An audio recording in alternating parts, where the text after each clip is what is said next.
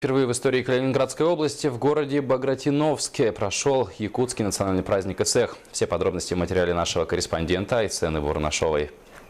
Исэх бьет рекорды и расширяет свои границы. В этом году жители Янтарного края также присоединились к празднику народа Саха. Час езды от Калининграда и всего лишь 2 километра до Польши. Посвященный 385-летию вхождения Якутии в состав России, праздник состоялся на Певческом поле Багратионовска. Организаторами Исэха стали члены общественной организации «Культурные связи Калининград, Якутия, Северяне» при поддержке местных властей и правительства Якутии. Отметим, что в Калининградской области проживает более 300 якутян. К Исэху организаторы готовились 1,5 месяца. Мы выбрали этот район, этот город Багратионовск, потому что здесь Азов, глава района, каким-то образом очень хорошо связан с Якутией. Пошел навстречу нам. Мы так хорошо все это организовали совместно с администрацией, поэтому мы здесь проводим. Исэх вызвал особый интерес не только у выходцев из Якутии, но также и у жителей Янтарного края. Всего праздник объединил более 500 человек. Открытие Исэха началось с церемонии благословления Алгыс. В обрядовой и концертной части праздника приняли участие коллективы из города Якутск, Намского, Мегино-Кангаласского, Татинского и Хангаласского районов Якутии.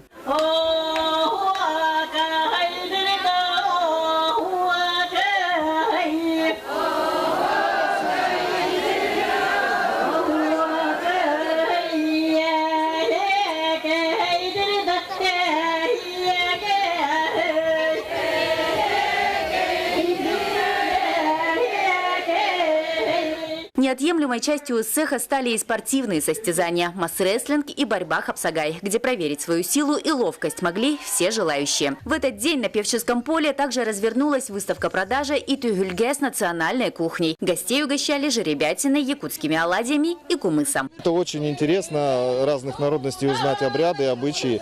Это очень познавательно, и детей привел с собой сюда своих. Очень хорошо.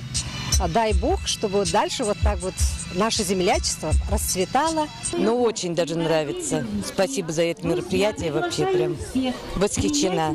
Выражение «первый блин комом» обходит Исэх Багратионовска стороной. И, по словам организаторов, уже в следующем году второй по счету главный праздник народа Саха пройдет со статусом европейского. Айсена Воронашова, Виталий Бунаков, НВК Саха, Багратионовск, Калининградская область.